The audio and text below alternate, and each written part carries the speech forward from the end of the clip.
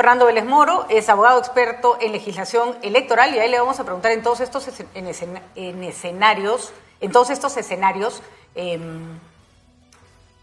¿cuál es probablemente por el que termine decantándose o qué posibilidades nos quedan? Doctor Vélez Moro, ¿cómo está? Gracias por acompañarnos. Buenos días, Patricia. En efecto, como ha señalado, una parte de la solución y el primer paso de la solución es efectivamente el recambio de autoridades. Eso queda claro tanto en el Congreso como en la propia iniciativa del Ejecutivo que planteó el adelanto de elecciones para octubre del 2023.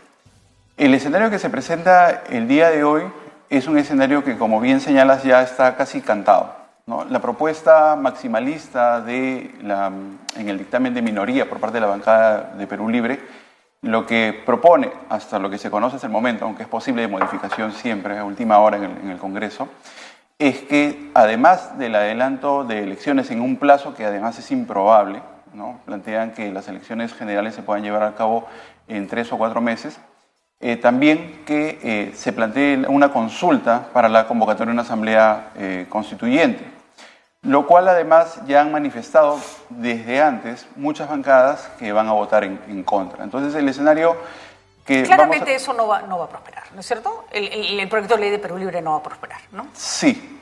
Y entonces aquí se plantean dos situaciones. O se prolonga la crisis por parte del Congreso, en la misma táctica que ha tenido, por ejemplo, el dictamen en mayoría o el texto sucesorio presentado por el congresista Guerra García, con la finalidad de prolongar el debate, tratar de arribar a consensos, tratar de ceder, pero evidentemente si parten de posiciones maximalistas no se va a arribar a ningún acuerdo. Por lo tanto, vamos a seguir en esta crisis todos los días. Y en segundo lugar, ya presentada formalmente la propuesta del Ejecutivo, esta tendría que seguir el trámite parlamentario previsto para él. Es decir, un proyecto de ley de reforma constitucional tendría que ser debatido a nivel de comisiones. Y eso significa que el proceso del trámite parlamentario regresa a comisiones para el planteamiento de un dictamen y para su posterior discusión en el Pleno, mientras los días van a seguir pasando y la crisis se sigue agravando. Se decía que si la señora Boluarte presentaba este proyecto, esta iniciativa, en la medida en que ya se había votado en el Congreso, se tendría que esperar un año para votar la iniciativa de la señora Boluarte. ¿Es así? ¿O puede entrar como un proyecto más que se está discutiendo en estos momentos? Claro, es un proyecto evidentemente distinto. Dicho sea de paso, uno podría entender que se trataría de un mismo proyecto, un mismo contenido, si es que se tiene solamente en cuenta de un adelanto de elecciones, pero las fechas propuestas en el proyecto de ley son distintas a las fechas propuestas en el proyecto de ley inicial que concebía las elecciones para el 2024, para abril del 2024, que fue lo que se votó en la Comisión de Constitución. Esta propuesta de ley habla de octubre, del segundo domingo de octubre del 2023. Entonces hablaríamos de un proyecto distinto. Y en segundo lugar, aun cuando se pudiera interpretar que fuera el mismo proyecto, finalmente son adelantos de elecciones, podrían modificarse los plazos de los periodos parlamentarios. Es decir, cuando se prohíbe volver a presentar o volver a discutir un proyecto sobre la misma temática, lo que se dice es en el mismo periodo parlamentario no puede hacerse esto. Si ya un proyecto fue rechazado a nivel de comisión, no podría, o no aprobado por el Pleno y archivado, no podría volver a presentarse la misma problemática en el mismo periodo parlamentario. Y este periodo parlamentario está señalado en el reglamento del Congreso. Entonces tendría que establecerse que existe la posibilidad de acortar también las legislaturas para poder presentar en el siguiente periodo de la legislatura este mismo proyecto. De acuerdo, o sea, hacer que el periodo de la legislatura dure menos y por lo tanto no se tiene que esperar tanto. Pero todo eso requiere que el Congreso se comporte de acuerdo con el sentido de urgencia y eso parece estar lejano. Entonces, tenemos estos proyectos de ley que no han prosperado, probablemente el de hoy tampoco prospere, la señora Boluarte va a entrar y va a tener que esperar ese cambio de legislatura, entonces.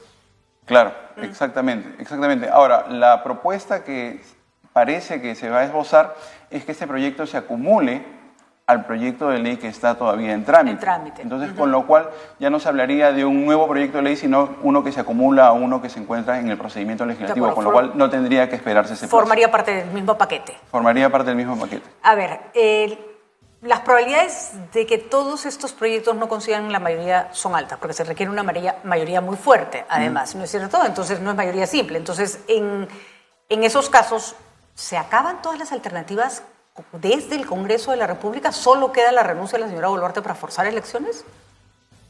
Sí, pero hay que tener en cuenta que la renuncia de la presidenta de la República también está sujeta a interpretación, porque cuando la Constitución, me refiero a los efectos que se generarían, porque cuando la Constitución señala que ante la renuncia o impedimento permanente del presidente de la República, asume el primer vicepresidente, en su defecto el segundo vicepresidente, y a su vez en imposibilidad de esta o impedimento de esta asume el presidente del Congreso de la República, y la Constitución dice, en el artículo 115, quien convoca de manera inmediata a elecciones.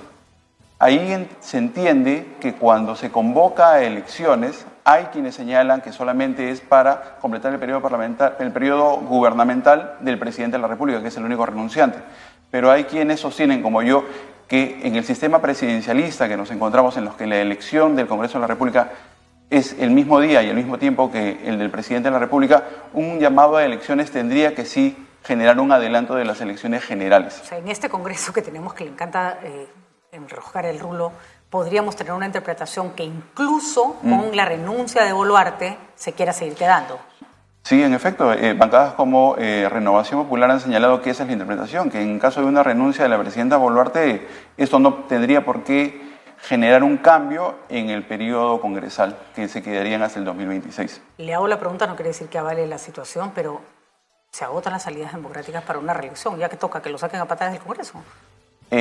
Bueno, en realidad la presión popular puede generar muchas cosas. Si, digamos, también un poco saliendo del contexto estrictamente normativo, existe sí una perentoriedad para la solución a esta crisis, y la perentoriedad para la solución a esta crisis solamente pasa por una movilización, en definitiva, ciudadana, que fuerce a los congresistas a dejar sus posiciones maximalistas, sus posiciones o intereses particulares y de grupos.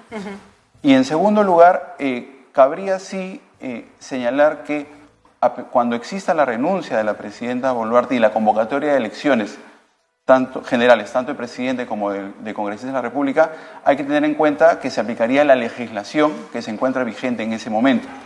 Y la legislación que se encuentra vigente en ese momento plantea un escenario de un cronograma electoral de alrededor de un año, porque tenemos vigentes, aunque todavía no aplicadas, pero vigentes por aplicar, el proceso de elecciones abiertas, simultáneas y obligatorias para seleccionar a los candidatos que después escogeríamos como autoridades políticas.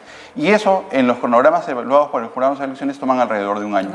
Ahora, probablemente en una situación de emergencia se debe prescindir de otra vez de las primarias. La vez pasada fue por el COVID, tengo entendido. Ahora sería por esta razón, con lo cual nos parece que no se van a materializar nunca las primarias, pero en fin. En ese contexto, entonces, ¿ameritaría que estas elecciones sean solo hasta el 2026, como se han planteado? Perdón, que sean, que sean solo complementarias. Sí, yo tengo una posición particular al respecto, ¿no? Cuando la Constitución habla de complementarias, aunque no las menciona en ese nombre, uno entiende por complementarias algo que complementa a lo anterior. Y el ejemplo al que se recurre son las elecciones del 2020, de enero del 2020, del periodo congresal complementario post-disolución del Congreso de la República. Pero ahí estamos hablando no de elecciones generales, estamos hablando solamente de elecciones congresales. La Constitución dice, en el artículo 134, con la disolución del Congreso se procede a la convocatoria inmediata de elecciones, del Congreso que se acaba de disolver constitucionalmente. Como el que cerró Vizcarra. Como el que cerró Vizcarra en septiembre del 2019. Y eso significa que el periodo de gobierno del Ejecutivo no es alterado, porque solamente ha habido una disolución del Congreso. Por eso es que se elige de manera complementaria para culminar el periodo al Congreso de la República. Para completar algo que se quedó incompleto. En cambio, en esta situación, discúlpame, tendríamos un autorrecorte del mandato de ambos estamentos, tanto el Ejecutivo como el Legislativo. No estaríamos en realidad dispuestos a complementar o señalar a complementar nada, porque se está recortando con una modificación constitucional del mandato. O sea, tendríamos no un periodo complementario, sino un periodo presidencial más cortito, que requeriría un cambio constitucional ad hoc para después otra vez volver a la fórmula de siempre, digamos. Si no, no vamos a quedar con presidentes y congresos que solo duran 3 años, ¿no? Y el ejemplo en realidad al que se debe recurrir no es al 2019-2020, sino es al 2000-2001, cuando se elige. Cuando se recorta el mandato del 2000 a 2001 tras la salida y la caída del gobierno de Fujimori, se convoca elecciones para un periodo gubernamental de 5 años, no para completar el periodo 2000-2005, sino para un nuevo periodo 2001-2006. Entonces, y además, la segunda razón es por lo que acabas de señalar, ¿no?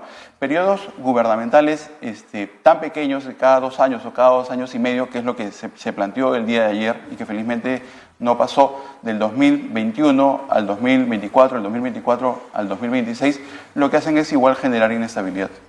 De acuerdo. Complicada situación. Los que pueden participar y no pueden participar, creo que tienen razón los movimientos políticos, partidos políticos que tenían claras expectativas, ¿no es cierto?, de decir, oye, pero si me acortan las reglas de juego yo no me puedo quedar fuera, porque esto no es un proceso normal. Sobre eso también tendría que haber cambios para que por lo menos las elecciones que vengan sean no se tachen de injustas o de convenientes solo para determinados grupos. Sí, hay que tener en cuenta que gran parte de la crisis es un poco por la escasa representatividad o escasa legitimidad de nuestras autoridades, tanto en el gobierno como en el Congreso de la República. Un acortamiento del mandato por cualquiera que sean las fórmulas y no una modificación de la legislación electoral como consecuencia de ella, importaría aplicar las reglas vigentes. Y la regla vigente señala que solamente se pueden inscribir partidos políticos hasta la fecha de convocatoria de elecciones. Entonces eso significa que si, digamos, por cualquier razón se aprueba una fórmula de recorte de mandato en el mes de febrero, recién hacia el mes de marzo tendría que realizarse la convocatoria. Incluso el proyecto de ley del Ejecutivo plantea que dentro de 30 días de aprobada la modificación se proceda a la convocatoria a elecciones y solamente hasta esa fecha podrían inscribirse los partidos políticos, lo cual significa, como bien señalas, cerrar la puerta a nuevos actores. Lo que tendría que hacerse es modificar esa fórmula actualmente vigente para posibilitar o retroceder o recurrir al antecedente como ocurría hasta hace algunos años, en el cual el registro de organizaciones políticas se cerraba recién en la fecha de presentación de las listas de candidatos. Y no como ahora ocurre. Entonces, a la fecha de convocatoria. Se podría suspender la aplicación de esa ley por esta vez, ¿no es cierto? Ya esas cosas tendrían que estar ocurriendo, ¿no? Sí, claro. Eso pasa por mirar más allá del debate actual de la modificación del recorte del mandato presidencial y gubernamental y también pensar en los cambios legislativos que se tienen que hacer posteriores. Las reglas electorales están hechas para garantizar la democracia. Y garantizar la democracia quiere decir no buscar salidas violentas, no buscar golpes de Estado, no buscar participación de Fuerzas Armadas. Hay mecanismos para eso. Sin embargo, a veces los mecanismos parecen encorsetar a las posibilidades en situaciones totalmente sui generis y fuera de la normalidad, como la que estamos viviendo. ¿Cree usted que si esto no se buscan las salidas de las reformas necesarias para salir de esta coyuntura, podríamos terminar en una salida no democrática?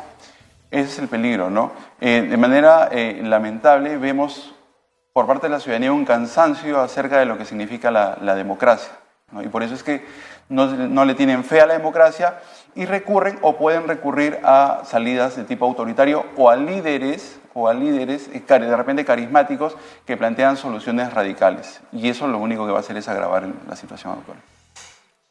Bueno, ahí están las herramientas, y las herramientas no son, Fernando, un corsé, ¿no es cierto? Nos dan incluso posibilidades para que dentro de este sistema de herramientas encontrar las salidas, siempre y cuando las queramos encontrar, ¿no? Siempre y cuando las queramos encontrar. Ese es el punto, no es que están mal las leyes, hay que cambiar las leyes, dan salidas legales. Las reformas que se hacen con aprobación de la mayoría, pero si no queremos, obviamente, ahí es cuando empezamos a echarle la culpa a la ley, hay que cambiar la Constitución, ¿no?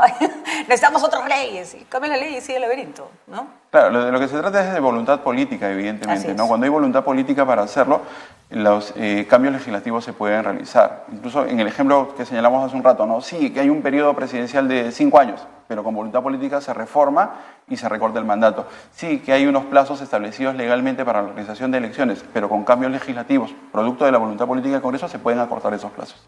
Así es, para eso están las reglas, ¿no? Y si las andamos acomodando cada vez que nos conviene, al final vivimos en un caos absoluto. Muchísimas gracias, doctor Vélez Moro, por estar con nosotros. Fernando Vélez Moro, abogado experto en legislación electoral, contándonos cuáles son los escenarios. Hay probabilidades, hay posibilidades de salida siempre y cuando se ponga de antemano y se ponga por delante los intereses de la nación, del Perú, de los ciudadanos, no de los partidos, ni siquiera de los partidos políticos, bueno, fuera de los representantes de los partidos políticos que están sentados en el Congreso. Es tan particular el interés de los que están votando, es tan chiquito, tan mezquino, que la verdad da muchísima pena.